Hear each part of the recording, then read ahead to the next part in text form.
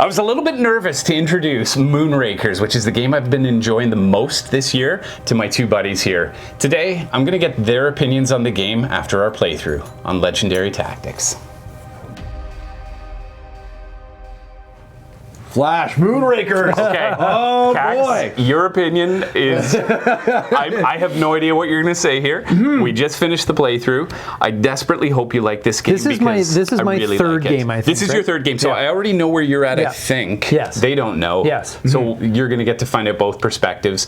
Cax is completely new to the game. This was my first playthrough of the game. First playthrough. Okay, hit me with it. All right, so first off, to be fair, we did play with an expansion. Yes, we did. First try. Yeah. So I just jumped right in with the was it the Binding Ties? Binding Ties. Yes, Binding Ties. Binding Ties expansion. Okay, and that was a neat element too, because it was a little more rewards for cooperation basically. That's right.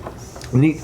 I really like the money in this game, by the way. Oh, isn't it? That's an aside. The money is awesome. It is like the balloon kind of quality. It is. It is good stuff. That's right. Gameplay, mechanics. I enjoyed it. I thought it was really good. I liked the card cycling of the deck. I started to realize about halfway through how important it is to pair your deck properly. Absolutely. Right. And I got jammed up with just some unlucky draws. Yeah. One hand, I drew all of these reactive. Five of them. Four to five, and the other one was a miss. Yeah. Oh, jeez. Like, there's nothing you can do there. Well, so I feel like you can offer some reactors to people. Yeah. The thing you can do is build a ship that allows you some flexibility. Okay. The other thing you can do is spend your reputation to get that extra, draw a card or whatever you need. So this expansion does add more choice in the game. Okay. I like that. Yeah. But you're right. If you end up building your deck incorrectly, or you buy parts because you want the part but you don't want the card, you end up with that card in your deck anyways. So you could end up with an imbalanced deck.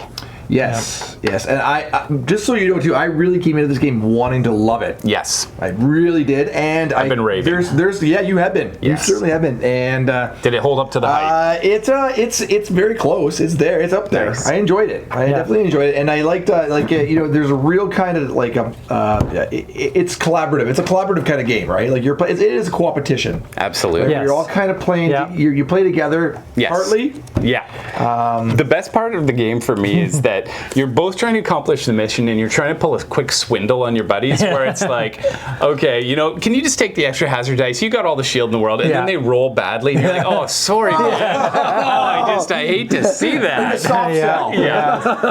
But you're willing to take on the risk because if you don't take the risk, your opponent will, and they might also get the reward. Yeah. So there's almost like you each take a turn in this position of power. Yes. And then you lose that power on the next turn. Yes. What were your thoughts? I like this game a lot. It may not be my best game, but I do appreciate some things about it. I love how everyone's always engaged the whole time. Yes. There's no downtime really. That's actually the challenge of the game, is that while you're trying to look to buy something, everybody else is starting their turn and you don't have your cards in, and they're saying, hey, can anybody help me with this? And you're so focused on all this shiny candy that you actually remove yourself from the game for a very short period of time. Yes, yeah. But really, you're engaged. Everyone's engaged the whole time. Yes. There's always opportunities. There's always things to talk about, and it's you're not really able to pull away because you just keep getting sucked back in. So I do appreciate that, and having the ship parts and the pilots and the interactions that way, and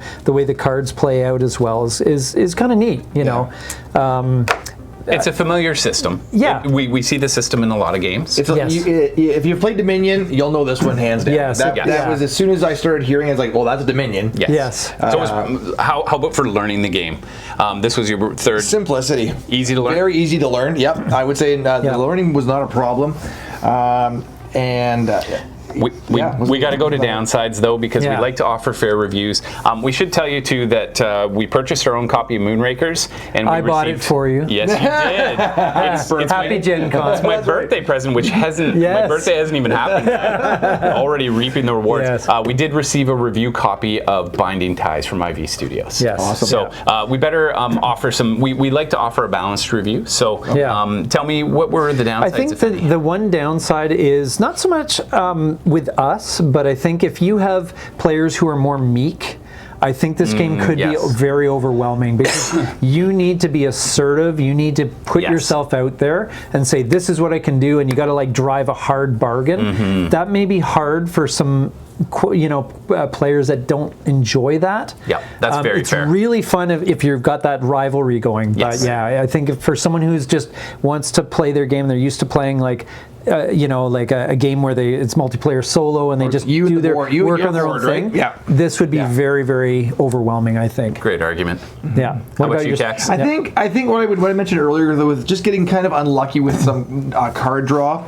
I do really like deck builders, though, so I am partial to that kind of mechanic. So part of that might be the first play, because in a game like this, yes, there's a bit of luck, but you also mitigate your luck, and the way you build your ship, the way you build your deck, is what you end up getting. Right? Okay. So it's a chance game. Sometimes you win, sometimes you lose. Because there are some hands you can't mitigate. You get just garbage, and you can't do anything rolls with you it. can't mitigate. Yeah.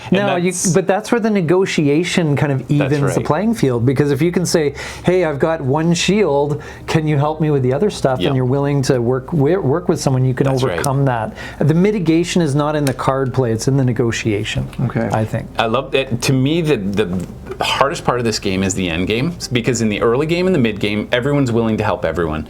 But when you hit that end game, suddenly one person's in the lead, and there's a catch-up mechanic there, because the other two are like really reluctant. Once you get over at about 7 points, it's within striking distance of a victory. So you have to be very careful, and that's where the game gets really exciting for me. Right. Now, Flash, this was your downsides, though. Yeah. You didn't give a downside. Yeah, absolutely. I had one going through my head, and I've completely lost it. One of the downsides I mentioned in my other video was that it's hard to have just the base game. You need to have the expansions, and I don't like buying a game that requires you to get the expansions, because why not just include that in the base game? Yeah. And actually, there is one other downside, and it's really obvious. If you're looking at the table, you can probably see it. These little pieces here, I find the ships that come with the base game to be pretty cheap looking. Oh, and they do everything else so beautifully. Everything is gorgeous in the game. The dice are elegant. The money is phenomenal. Yeah. If these were like Monopoly, those die-cast pieces that they it have, would just fit so perfect. It would be gorgeous. And I'm sure I can go pay extra money and upgrade them, or I could just buy a separate set of ships from, like, what do you call it? Like another company. Like, it doesn't have to be these ships, as long as I have the base colors. Tokens, So, but that would be a downside for me. Yeah.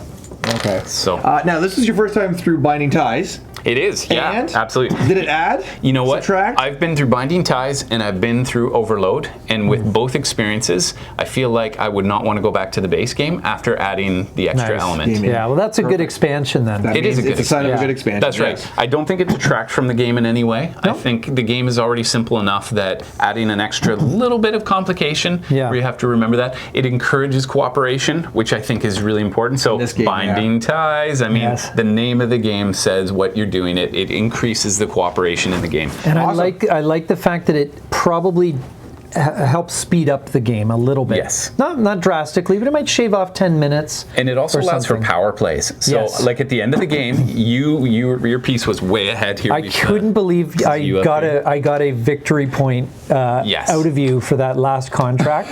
And so I was like, oh my gosh. And so I spent all my accumulated reputation with you for the one victory point, and then completed an objective. It was great. It was perfectly timed. Like you just finished that the way the game was meant to be played. I think. Where you're holding back, and suddenly it's like bang, bang, bang. Yes. That's right. Yeah. Fantastic. Yeah. So the game accelerates towards the end as your deck gets better, and you get really, and that's part of the joy is you get this amazing deck, and you're like, check this out. Now I can do this. And here I go. And it's just really fun that way. So this game is moving up my list, and it is satisfying. It is satisfying finishing off those big contracts. It is. Very satisfying. And it feels good to do it together, especially when you're the one doing it, and you get just a little bit more of a reward. And I love how we all admit it's like, it's my mission, so I get the extra point. We're like, okay. No one questions that. No one ever does. Yeah. Because they'll just boot you out of the mission. Yeah, that's true. I think one thing you do want to be wary of, and if you're playing with like when the three of us played, I think this game probably carried on about 45 minutes longer than it should have, only because our negotiating went a little heated at times, and we actually really got immersed into the game, which is not a bad thing, but it is a time thing. So that's very, and negotiation games are always vulnerable to that. If people, I mean, it's fun, but if you're negotiating a lot, it drives up the play Give yourself some buffer. And if you're playing with a new player too, you moved really quickly and you did really well, but a new player is going to be struggling to understand what they're doing, why they're doing it, how they're doing it, and that will slow the game down a bit. It's also like 3 in the morning now or something. So we did this for you because it's late at night, and so we might be a little more tired than usual. Maybe the brains aren't quite up to clock speed. But I can't make excuses though. Thank you. It was a lot of fun. It was really great. So final thoughts, Cax?